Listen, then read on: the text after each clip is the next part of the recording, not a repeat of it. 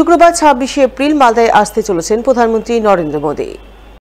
তাই প্রধানমন্ত্রীর আগমনকে ঘিরে এখন জোর প্রস্তুতি চলছে পুরাতন মালদার সাহাপুর বাইপাস সংলগ্ন নিত্যানন্দপুর মাঠে।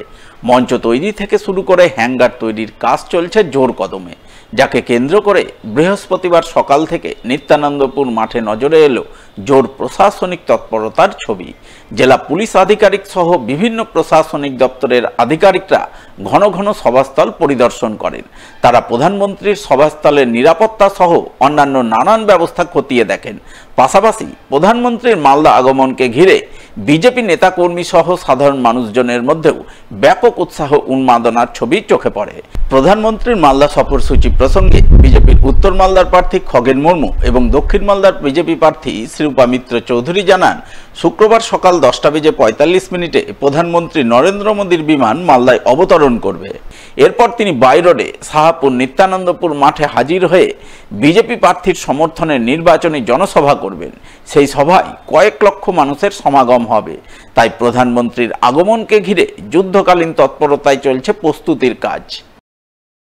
আগামীকাল আমাদের দেশের প্রধানমন্ত্রী নরেন্দ্র মোদীজি বাইপাসের কাছে নিত্যানন্দপুরের কাছে তিনি একটা জনসভায় তিনি আসবেন এবং সবাই প্রস্তুতি নিচ্ছেন। আগামীকাল সমস্ত মানুষ নরেন্দ্র মোদীজিকে সবাই মিলে সেখানে আবার তার সামনে তারা উপস্থিত হওয়ার জন্য, তাকে সম্বর্ধনা দেওয়ার জন্য সবাই উপস্থিত হচ্ছে। আমাদের দেশের প্রধানমন্ত্রী, যশস্বী প্রধানমন্ত্রী আদরণীয় নরেন্দ্র মোদী, দামোদর দাস মোদীজিকে তাকে প্রধানমন্ত্রী করার জন্য সবাই আবার সমস্ত লোক প্রস্তুতি নিয়েছেন। 10:45 সকালবেলা আমরা যে সূচি প্রাইম মিনিস্টার অফিস থেকে পেয়েছি সেই অনুযায়ী 10:30 থেকে 10:45 মধ্যে তারা আমাদের মালদার ভূমিতে পদার্পণ করার কথা।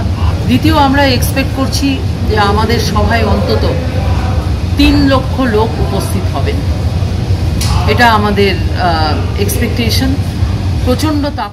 আসন্ন লোকসভা নির্বাচনে ভোট বৈতরণী পার হতে বৃহস্পতিবার একগুচ্ছ নির্বাচনী প্রতিশ্রুতি তুলে ধরলেন দক্ষিণ মালদার বিজেপি প্রার্থী শ্রীরূপা মিত্র চৌধুরী। তিনি তার নির্বাচনী প্রতিশ্রুতিতে কোন বিষয় তুলে ধরলেন তা শুনুন তার মুখ থেকে। আমার নির্বাচনী প্রতিশ্রুতি হচ্ছে স্পেশাল ইকোনমিক জোন তৈরি করতে হবে।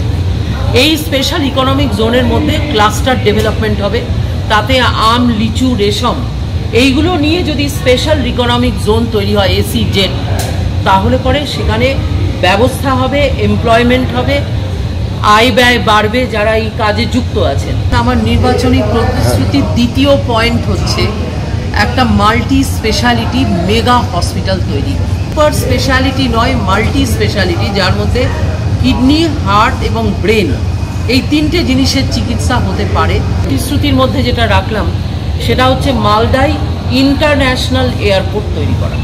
এটাই হচ্ছে আমাদের চেষ্টা হবে আগামী দিনে, যে আমরা যদি দক্ষিণ মালদা থেকে আমরা রিপ্রেজেন্টেটিভ পাঠাতে পারি তাহলে আমরা তার জন্য প্রচেষ্টা চালাবো।